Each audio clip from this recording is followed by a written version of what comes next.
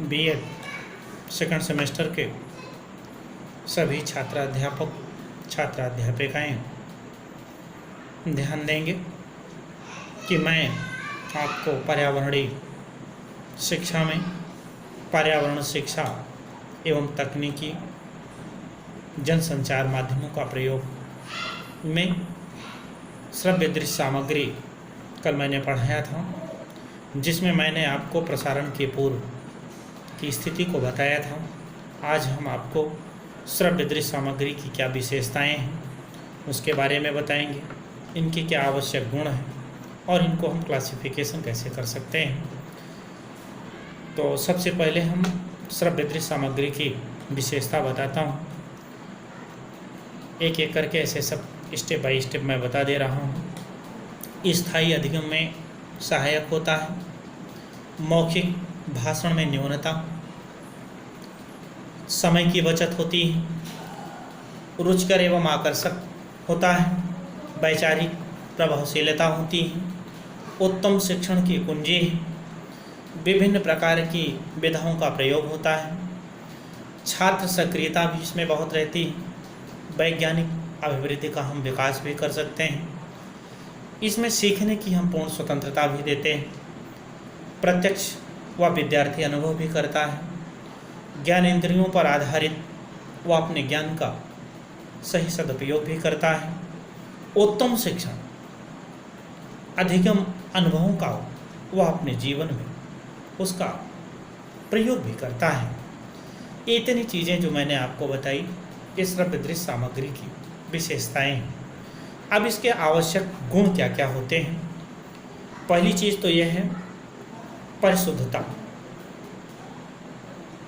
दूसरा, क्योंकि ये सब एक दूसरे से कोरिलेटेड है, परिशुद्धता के बाद संबद्धता, संबद्धता में यथार्थता, यथार्थता के बाद रोचकता, रोचकता के बाद अनुकूलता, अनुकूलता के बाद समय की मितव्यता और सामग्री की उपलब्धता।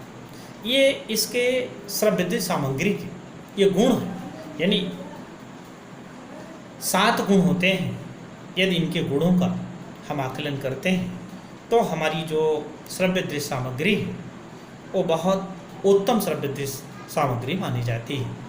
अब इसमें हम क्लासिफिकेशन करते हैं, यानी वर्गीकरण करते हैं। तो इसको हम 3 भागों में पहले बांटते हैं, इंद्रियों के आधार पर, प्रौद्योगिकी के आधार पर और प्रक्षेपण के आधार पर। अब इसमें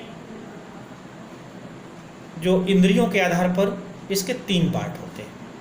पहला श्रव्य सामग्री, दूसरा श्रव्य सामग्री, श्रव्य दृश्य और श्रव्य दृश्य सामग्री। अब इसके प्रौद्योगिकी के आधार पर हम बांटते हैं।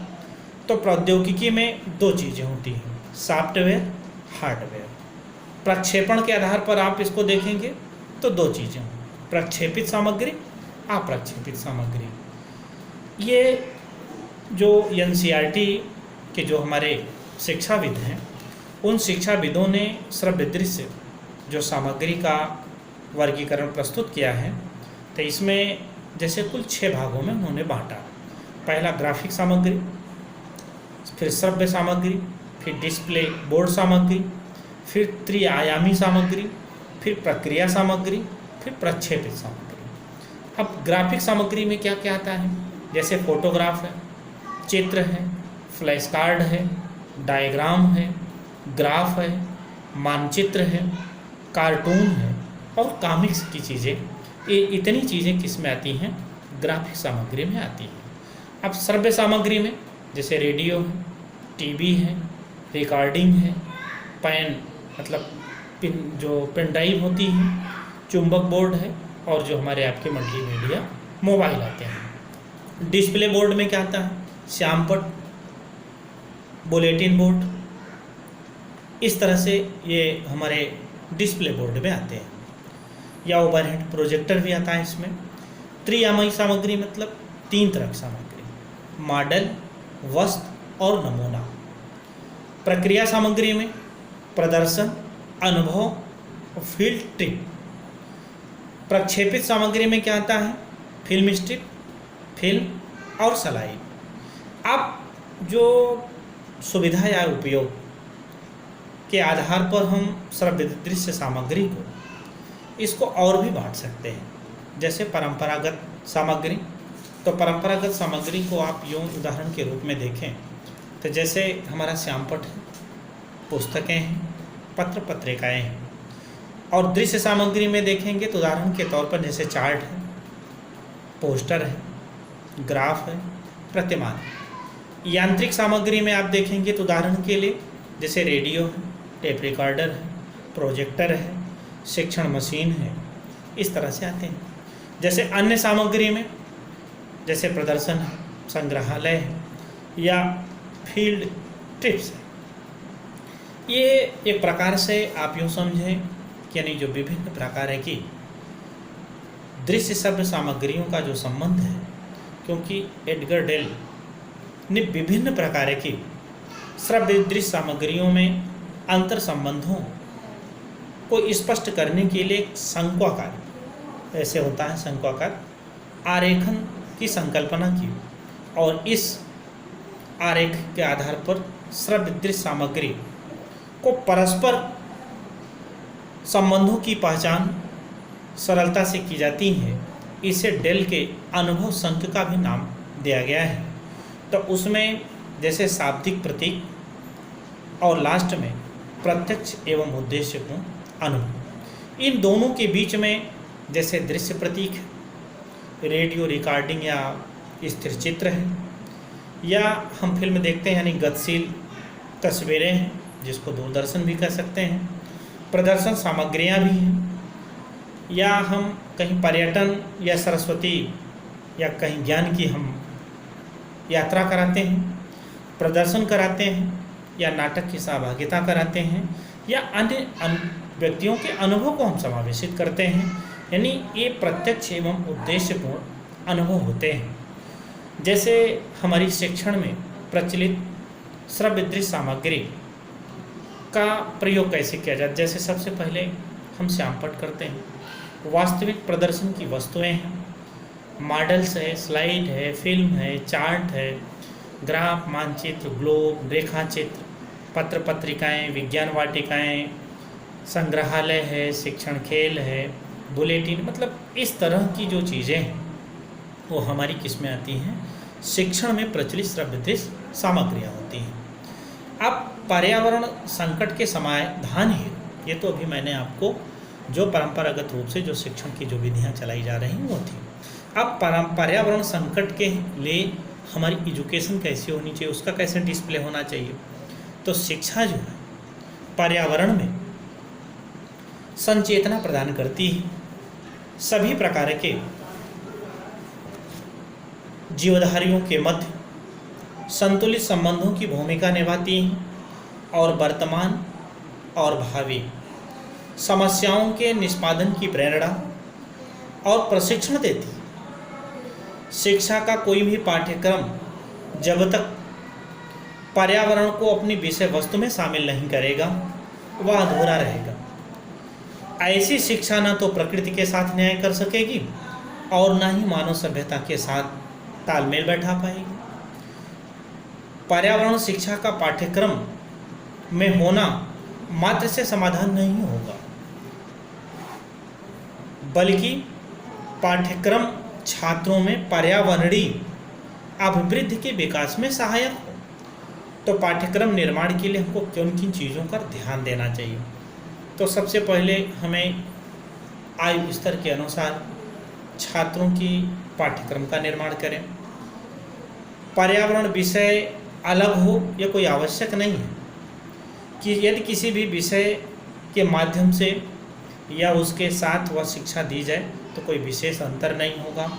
प्रशिक्षण देने वाले को प्रशिक्षित करना महत्वपूर्ण है, यानी शिक्षण विधि में विषयों की जिज्ञासाएं क्षेत्र फील्ड यानी टीचिंग फील्ड पर जोर दें।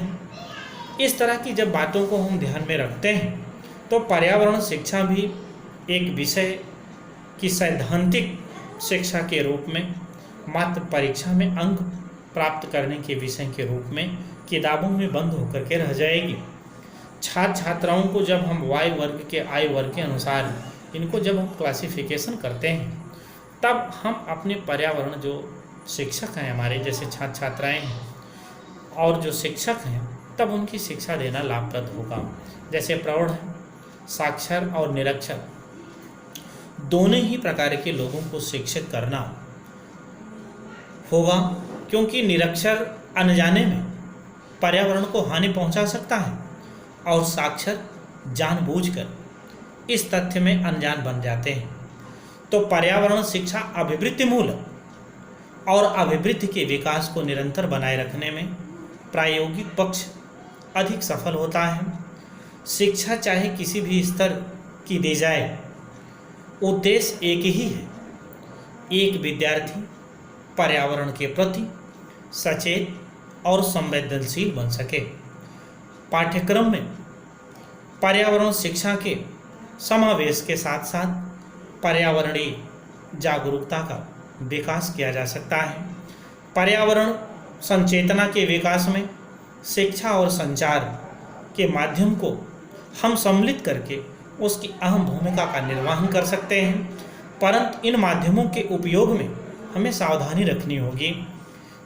इन उद्देश्यों के साथ जो हम रखें उसका विकास और मनोरंजन रखें, बल्कि उसके समाधान के साथ उसका जो मूल रूप है, यानी जो हमको पर्यावरण के प्रति लोगों में एक धारणा डेवलप करनी है, वो धारणा जरूर डेवलप्ड हो। जैसे अभी हम आप देखें, एडवर्टीजमेंट की बात आती है, यानी विज्ञापन की बात आती है, चाहे रेडियो के हों, चाहे दूरदर्शन के हों, चाहे पत्र पत्रिकाओं में हों या समाचार पत्रों में हैं, तो प्रदूषण की समस्या उठाने से या उसके दुष्प्रभावों को अवगत कराने का काम विज्ञापन के माध्यम से तो हम करा सकते हैं।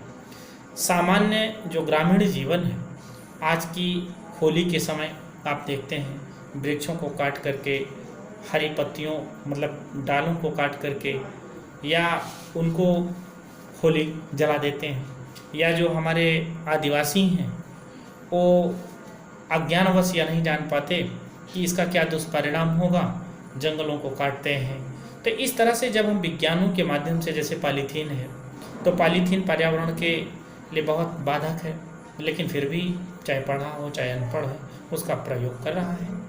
तो इस तरह से हम स्थानीय स्तर पर जब हम चेतना जागृत करेंगे, स्थानीय समाचार पत्र में स्थानीय पर्यावरणीय समस्याओं के दुष्प्रभावों को, तो राष्ट्रीय स्तर पर टीवी के माध्यम से, मतलब इस तरह से जब हम इसकी पूरी तरह से लोगों के बीचों में जब इस तरह का वातावरण क्रिएट करेंगे, तो निश्चित रूप से हमारी जो पर्यावरण की जो संसाधन है, यानी जो मीडिया है, जो तकनीकी जनसंचार है, उसका प्रयोग करके बहुत कुछ हम इसको प्राप्त कर सकते हैं।